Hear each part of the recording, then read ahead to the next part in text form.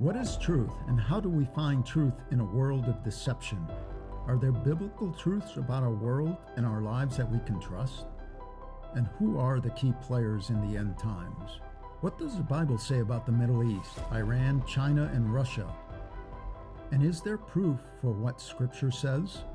What do recent archaeological exploration tell us about the Bible? Who were the Anunnaki?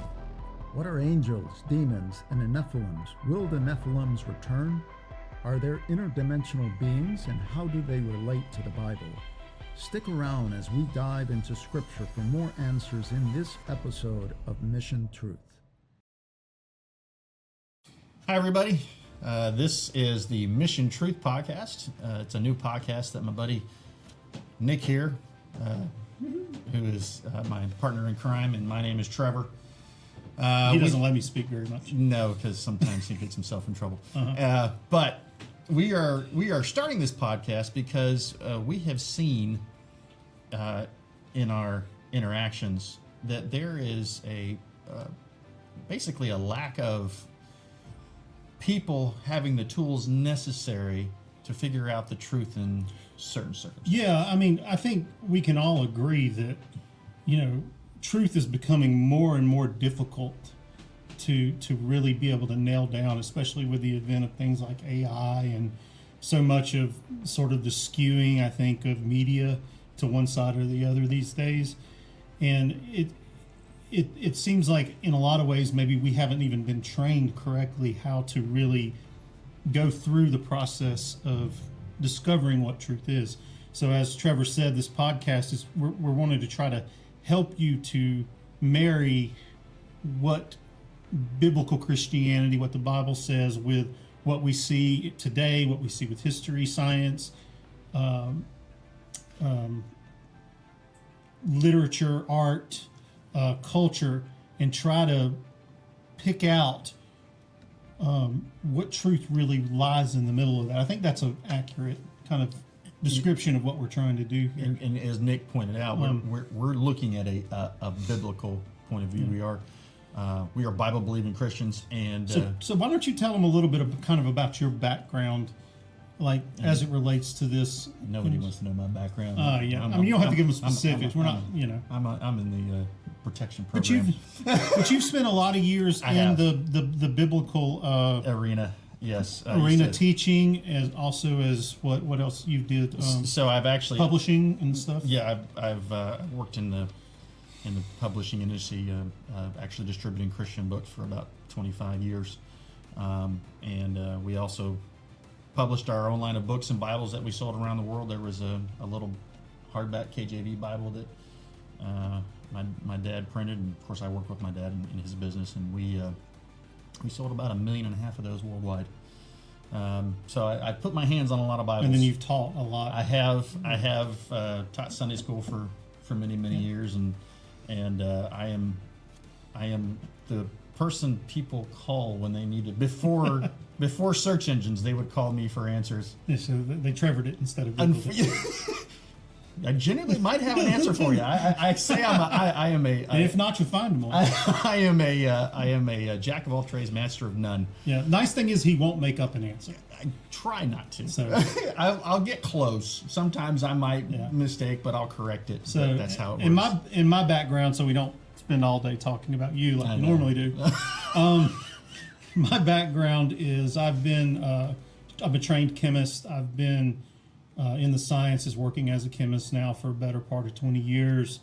I've been studying Christian apologetics since I was in my early 20s, and I'm currently in a Master's of Criminal Apologetics program. So I have a heart for both the science and answering questions. So this is really just kind of a really great outlet for me, Partner in crime fits perfectly there. So yeah, we spent a lot of time talking before all this. So and we realized that there was a need for this, and kind of how we're going to set up this podcast moving forward is we're going to present a question or a statement Yes, a statement. I guess that would be a better way to put it. We're gonna ask a statement, and then we're going to kind of present arguments to that statement, almost like a courtroom. Yeah, type kind of, yeah. Kind of. A little less theatrics, probably. Well, I don't know. Maybe not. There was no guarantee on that Yeah. one. But the other thing, it's a logical discussion. We want to try to. I get really frustrated with people making snap decisions. Yep. They don't look in today's world with social media, with the way the TV news is, the reporting goes. So many people just make a snap decision based on one little thing they've seen on either social media, on the news. They present guilt or innocence so fast without trying to get all perspectives. And that's kind of what we're aiming for. We want you to take an approach where you can look at a person, try to develop tools to look at perspectives from all different sides of a statement. And how do you figure out what that statement presents? Truth, untruth. Yeah. And in the end, we'll give you our own thoughts on whether that statement is true or false or somewhere in between. But primarily, we also want to give you resources or give you things to think about so that you can go and search out the matter for your own self. Because in the end, it's never a great idea just to take somebody's word for anything. You always want to search. In fact, the Bible talks about that, searching out the scriptures. Yeah.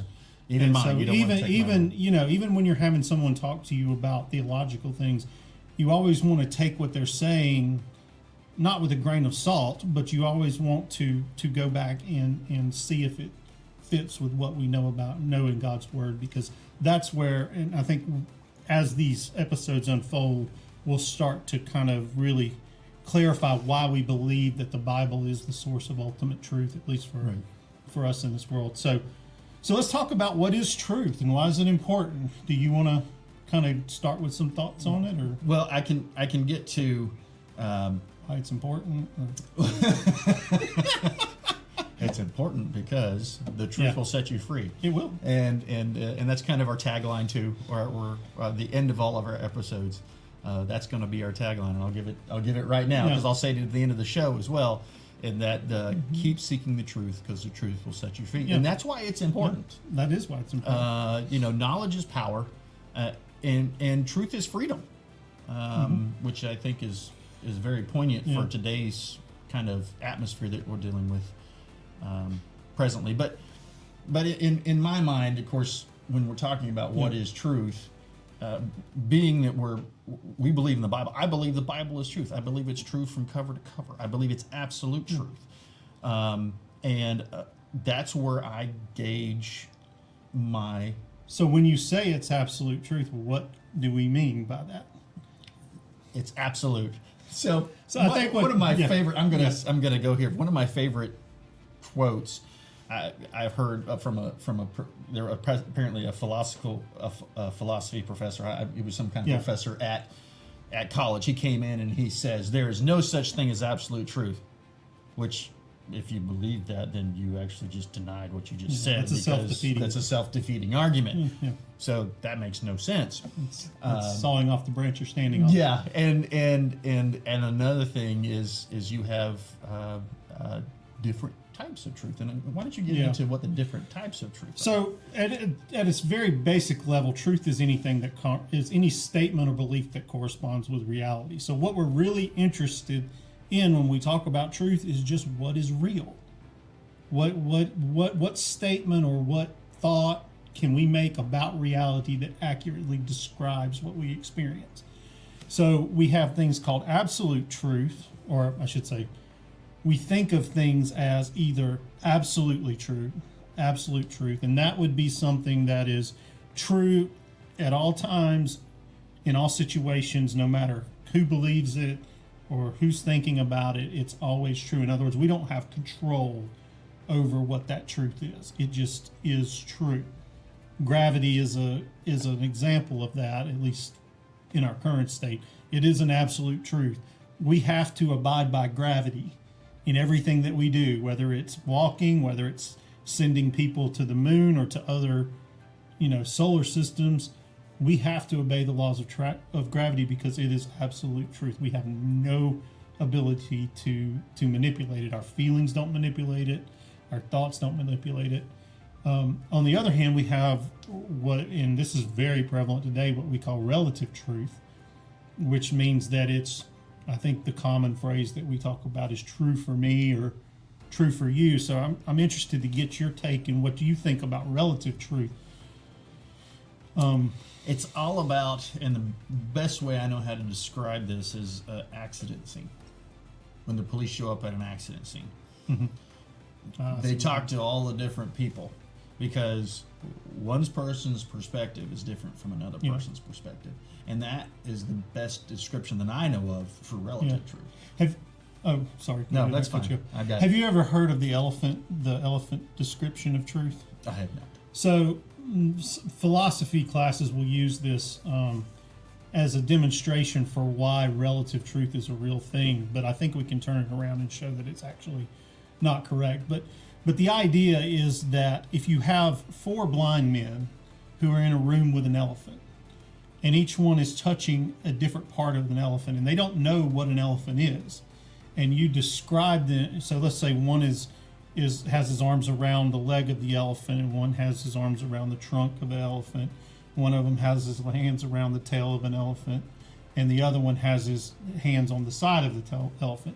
Well, you might ask them, what is an elephant? Or to ask them to describe an elephant. And the man that has his hands around the legs would say, well, it feels like a tree trunk, And then the one that has its hands around the trunk would say, well, it feels like a snake, like a big anaconda snake or something. And the one around his tail would say, well, an elephant feels like a rope. And then the other one would say, well, it feels like a wall. And they use this to illustrate that the truth is different depending on your perspective. The thing they often miss is that all these people are blind. They don't have the ability to see the truth.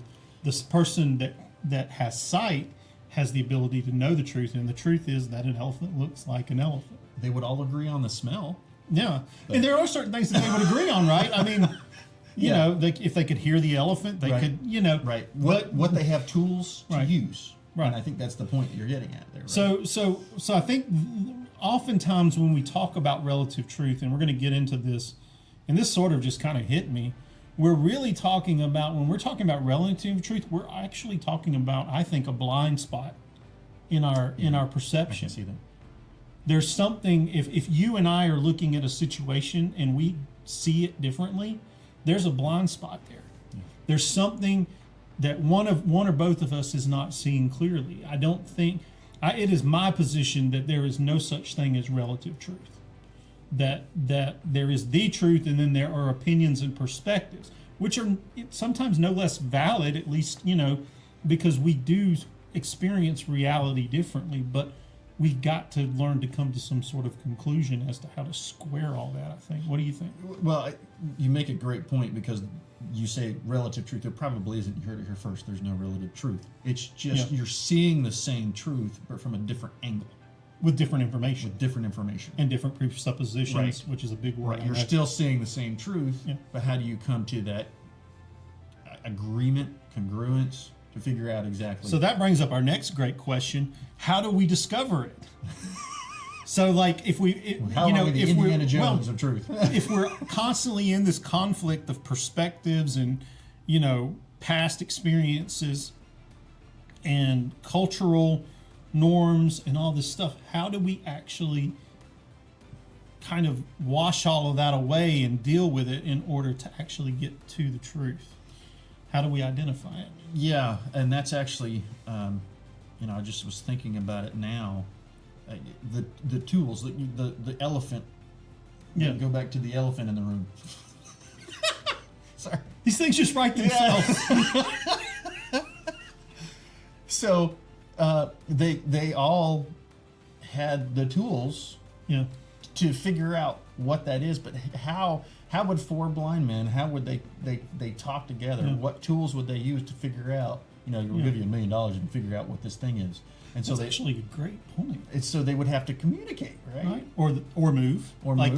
They could move to a different part. They could communicate with one another. What are you seeing? What am I seeing? What are you feeling? What are the commonalities between it? Blind. Yeah, that's a great point, man. I'll tell you what, you're getting top-notch spot here, man. I mean, you're seeing it live on television. Well, it's unfolding. Sort of live. Sort of. But that's kind of, it just occurred to me from that example. So, So what are the tools that the tools that the blind men were using were the tools they had at hand in that room. So when you're trying to find the truth, what kind of, I guess, either measuring sticks or tools or processes are we talking about? Yeah, so there's something I call a foursquare that I think is helpful in kind of at least helping us identify what we know and what we don't know. And you can think of this, and we'll put a graphic in, but you think of it as 4 quadrants. And the top left quadrant would be the things we know that we know. In other words, those are facts or ideas that we are reasonably certain are quote unquote true. Gravity. So gravity. Or even go back to the elephant. Well, I know that its skin is kind of rough and because they would all feel the skin regardless of what they're touching. So I know that I feel this thing that feels like a tree trunk. Now that's me as that blind man. I know that I know.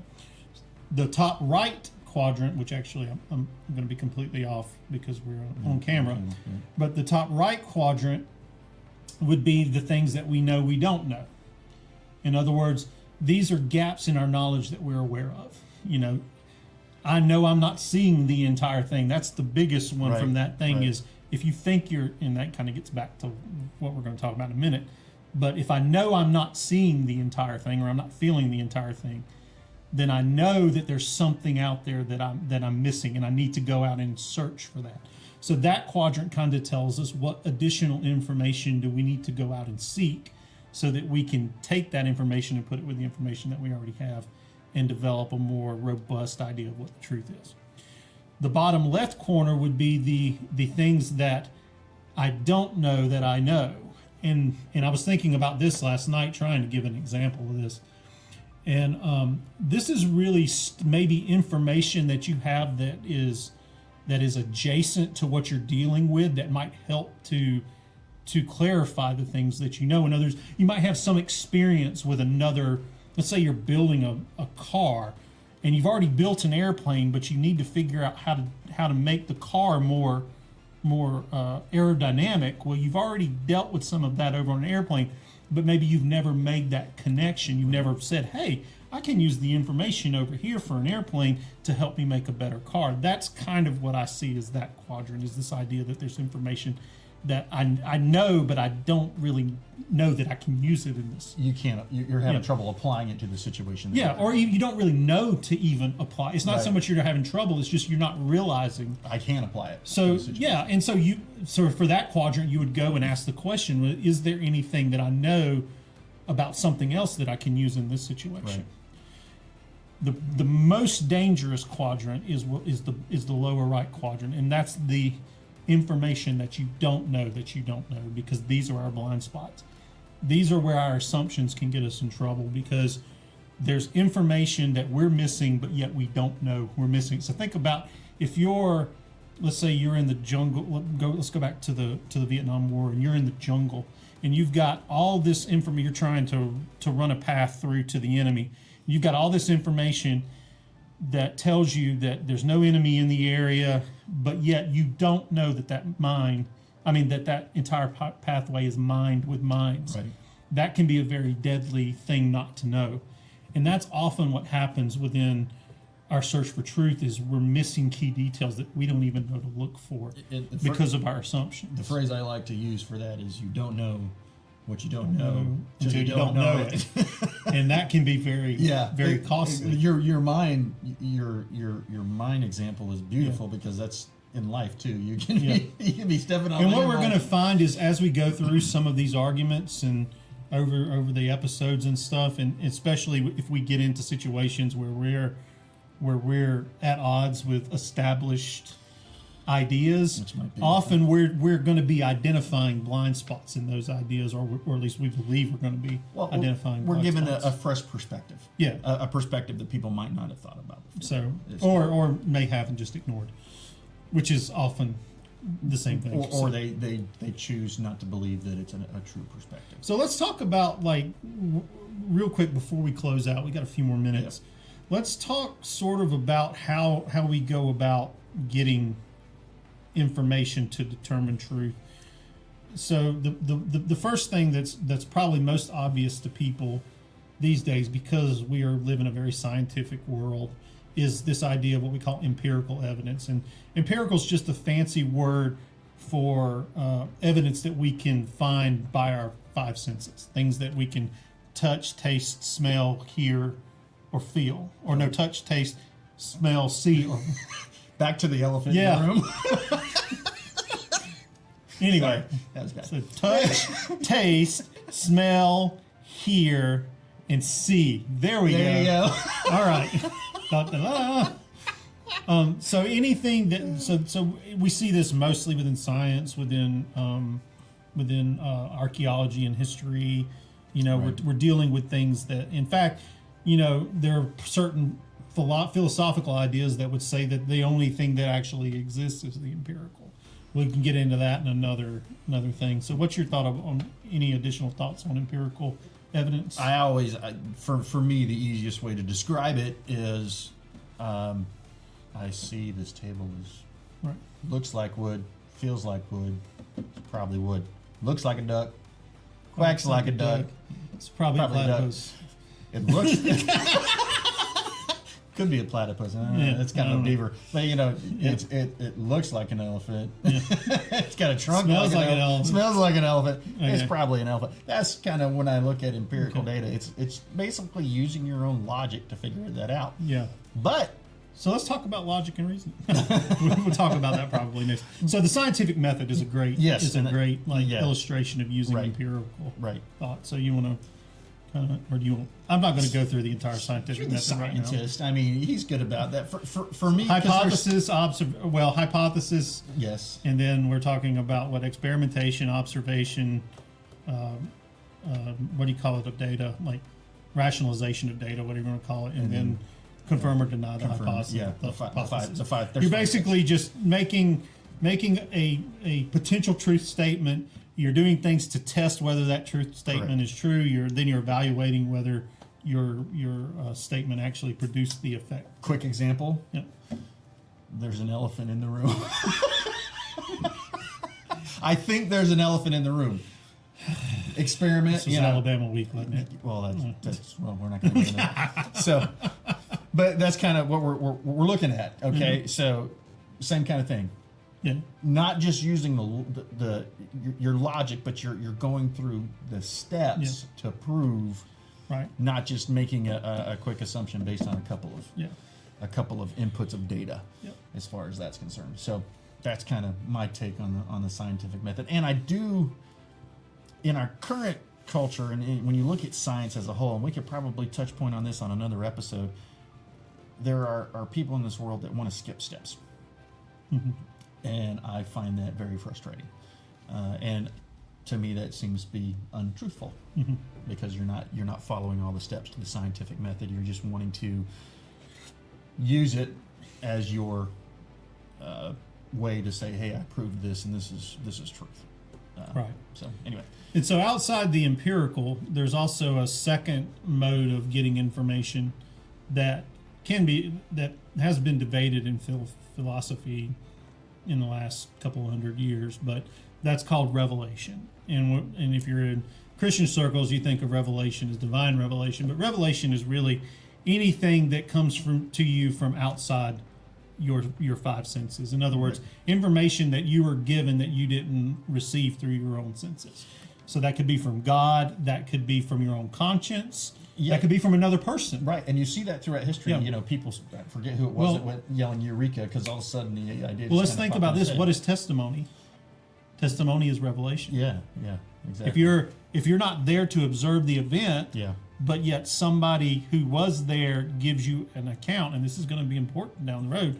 That is revelation. It's not, necessarily divine revelation, but it is revelation. So that's sort of the two ways that we Isn't that know called truth. hearsay in a court of law? Well, yeah, but there is a place for it. I mean, think about it. I mean, that's part of the issue, I think, with modern societies. We've gotten so comfortable with being able to see everything and be like informed of everything that we forget that human testimony, while it can be It's still powerful. problematic at times, it is a powerful, especially when you have multiple testimonies. And So- from a biblical standpoint, when you have a bunch of testimonies that somebody raised himself from the dead and was Yeah, we're going to Actually talk about that shown. one. We're going to talk about that one. I'm Gary just- Gary Habermas has a 4-part magnum opus that he did. All right. I have the first 2 volumes. I got the fourth one hasn't come out yet, but I got to get the third and the fourth ones. And I mean, we're talking 1,000-page volume books, and they have a lot of information on the resurrection. I'll let so you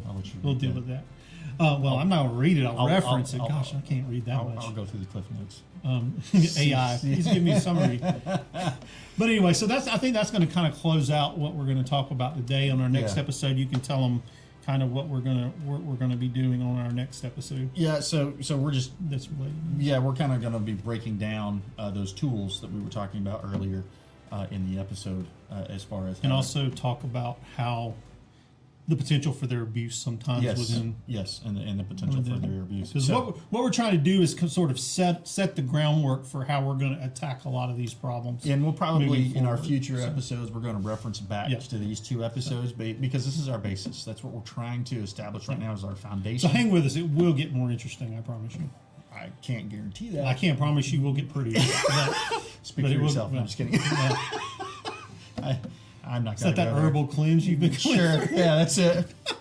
Anyway, that's going to be all for this episode. If you enjoyed it, I would greatly encourage you to hit the like and subscribe button on the page and make it turn blue. Yeah. I think is what happened. I don't know what it is. It depends on what platform we're on. That's I guess. true. We'll find out.